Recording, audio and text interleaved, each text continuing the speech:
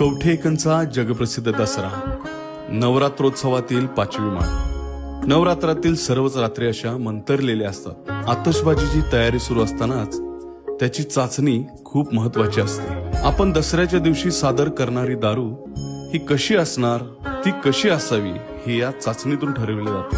गोलंदाज, मरकुरी, चक्रे, कागदी शिंगटे अशा प्रकारातून विविध रंग, त्यातून बाहेर येणाऱ्या ठिणग्यांचा पिसारा, आवाज आणि गती हे सर्व निश्चित करत राहतो.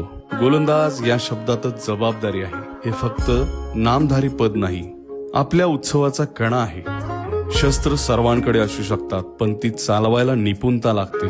आणि ही निपुणता येते ध्यास, अभ्यास, अनुभव आणि अंदाज. हे जो अचूक साधतो तो गोलंदाज. वैराग्य योगी शिव शूलपाणी, सदा समाधी निज बोधवाणी. उमा निवासा त्रिपुरांतकारी, तुझ वीण शंभो मज कोण तारी.